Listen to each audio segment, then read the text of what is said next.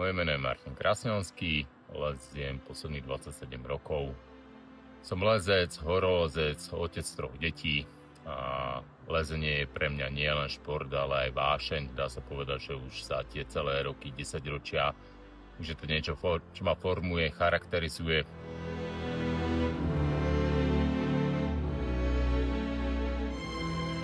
Okrem iného mám samozrejme rád aj ako každý chlap auta.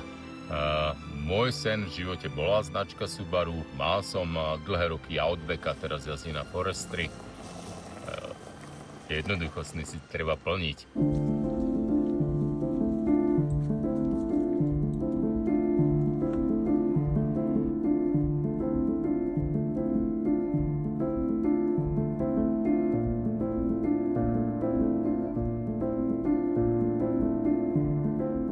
A či ste sny vo vertikále alebo v horizontále, ten život je krajší, keď si to nejakým spôsobom vieme uchopiť, definovať a jednoducho si za tým ideme a naplní sa to.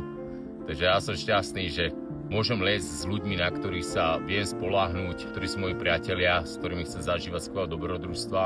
A takisto som šťastný, keď môžem ísť na aute, ktoré jednoducho znamená pre mňa spoľahlivosť v akomkoľvek teréne, a či už je to aj komfort alebo nejaký náročný terén. Je to proste niečo, čo sú tie hodnoty, ktoré ja vyznávam nejakým spôsobom alebo k nim inklinujem. Proste chcem sa vedieť spoľahnúť aj na svojich lezeckých partnerov, chcem sa spoľahnúť aj na auto, pretože tie riziká sú aj na cestách, sú aj v tej vertikále a predsa chceme, aby ten život bol pekný, aby sme si to nejakým spôsobom užívali.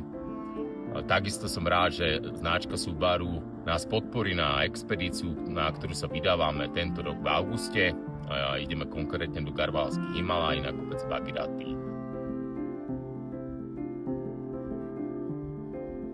Trojka, kde ja už som pôsobil v roku 2019, tesne pod vrcholom sme otočili, takže mám tam to know-how, chcem sa tam vrátiť, viem, ako ten kopec funguje a dúfam, že sa nám to jednoducho podarí. Jedná sa o oblasť blízko hranica s Čínou, konkrétne to v Indii.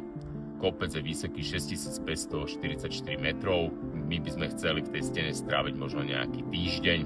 Ja pevne dúfam, že si splním ďalší sen a som strašne rád, že Subaru je v tom so mňou, že ten svet ako keby a ten môj životík tak pekne zapadol do nejakého pucle a bude to spolu pekne fungovať.